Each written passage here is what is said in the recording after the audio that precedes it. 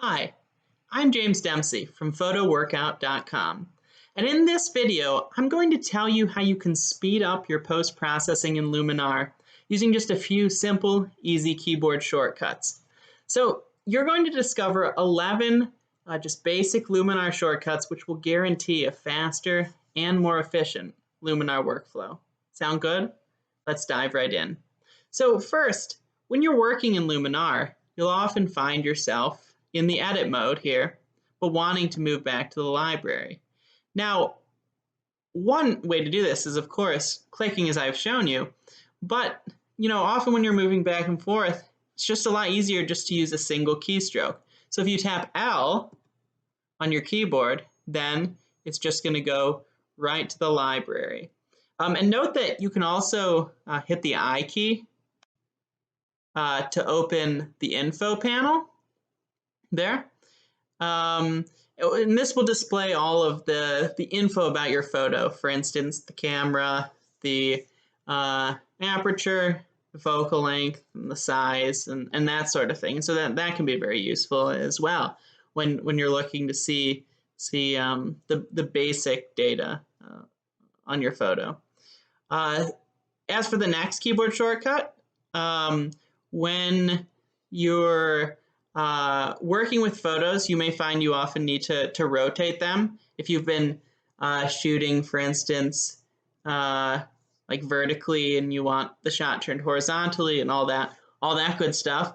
And so a really simple way to do this is just to hold Control on Windows or Command on Mac, and then just hit the right bracket key to rotate right, and the left bracket key to rotate left.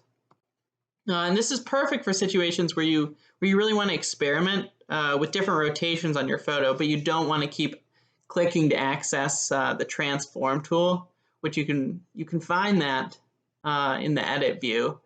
But it's just kind of a pain to be going back and forth. It's under here,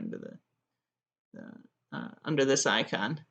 And you can also use the shortcut, this is kind of cool, to do batch rotating. So if you select a number of pictures here, so I selected these 4, then if you use the controller command bracket key, then they're all going to rotate together.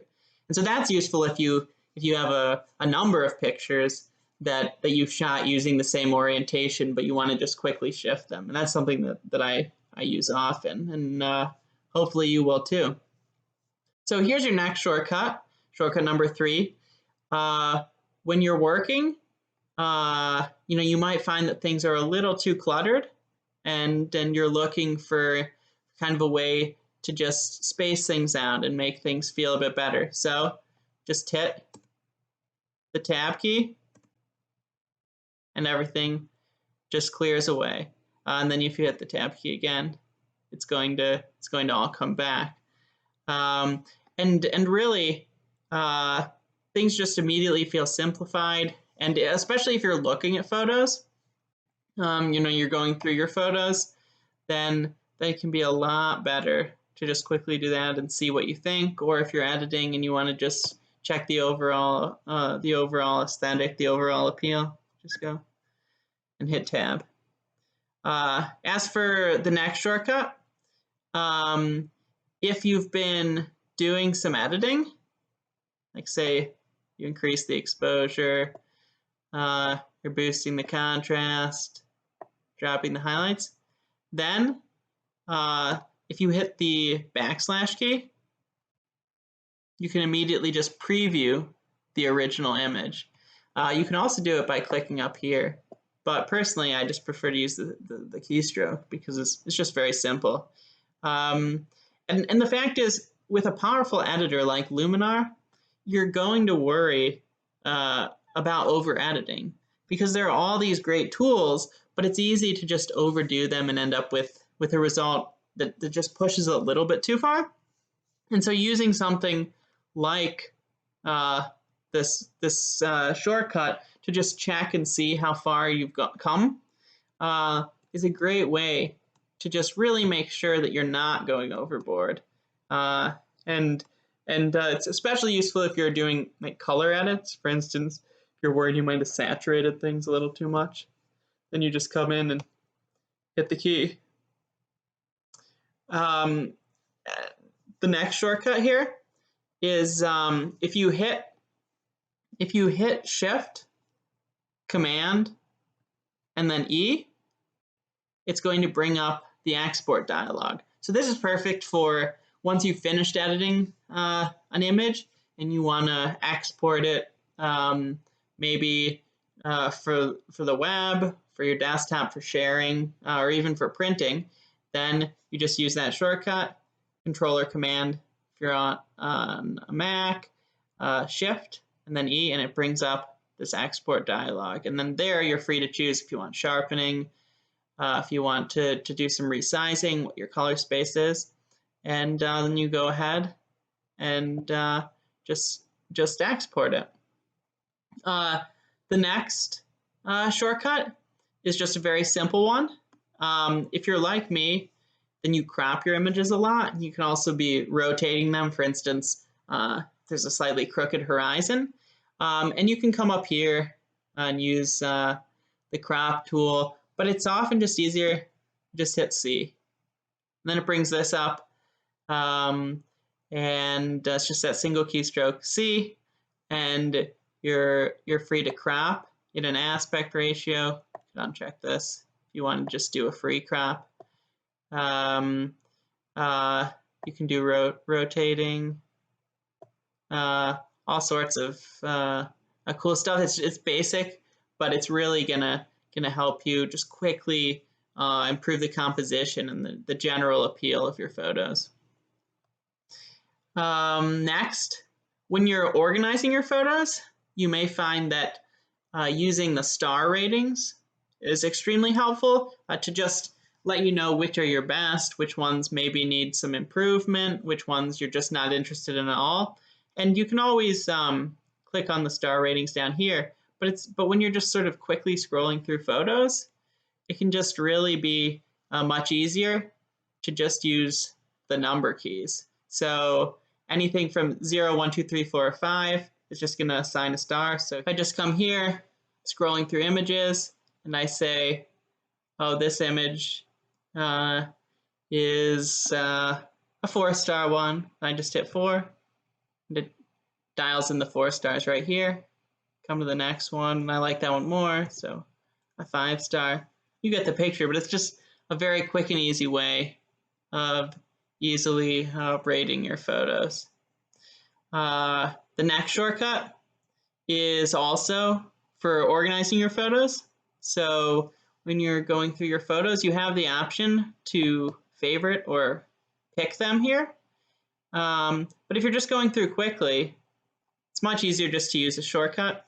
So if you hit P for pick, it's going to give you the favorite indication down here.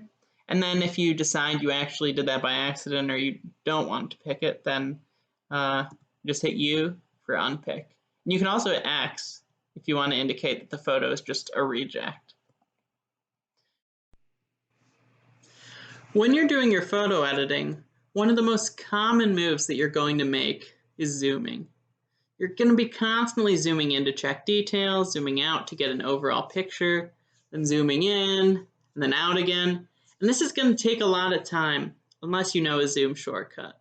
Fortunately, Luminar offers a very simple one.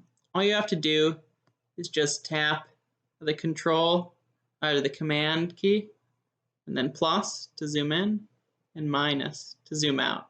That way you can have control of the image magnification at your fingertips, and you can make sure your photos look good. When you're sharpening, you might just zoom in to check to make sure everything looks okay, even the minute details. And same with doing noise reduction. It can also be useful to just zoom out quickly to get an overall picture of your images. Next, pretty much all photographers struggle with clipping shadows or highlights, at least occasionally. And I'm talking about like overexposed whites in a photo. Now, for instance, in this photo, if I were to boost the exposure, overexposed whites here, or underexposed shadows down here. And the thing is, like, if you go too far, then you're going to end up with this very unpleasant clipping effect where you just lose all detail. And this is almost always best avoided because it just doesn't look good. Now, if you shoot in RAW, and I recommend that you do, then you can recover some clip detail in Luminar. But how do you know if you've actually clipped in the first place? It's not always immediately obvious, especially if you're not looking for it. Fortunately, Luminar has a built-in clipping warning, which will highlight clipped whites in red. Let me show you, like that. And then it will highlight the clipped blacks in blue. Now, you can just click on these triangles up here by the histogram, but an even quicker way to toggle this on and off is to just hit the J key, and that will turn them on and off. And so you can just quickly work through your photos, check for clipping, then turn it off to prevent it from getting in the way. Now, here's your final 11th editing shortcut. When you're working with a masking brush in Luminar, say that you want to selectively apply saturation to this photo, then you might increase the saturation, come down here to Edit Mask, Brush, and this allows you to paint the effect into just some areas of the photo. So here, you can paint the effect into the center of the flower, but you're often going to be needing to increase and decrease the brush size. Now you can do that up here, but it's generally just a lot faster to use the shortcut where you hit the right bracket key to make the brush bigger, left bracket key to make the brush smaller. That way you can just quickly go through, you have a bigger brush for painting in the center of the flower, then decrease the size to come over to the petals of the flower, and everything just turns out exactly the way you want it to. So hopefully you find these Luminar shortcuts helpful so that you can speed up your workflow and get on with the business of making your photos just look amazing. So next time you're editing in Luminar, be sure to remember these shortcuts. Anyways, that's all for now. Thanks so much for watching, and don't forget to subscribe for other editing tips and tutorials.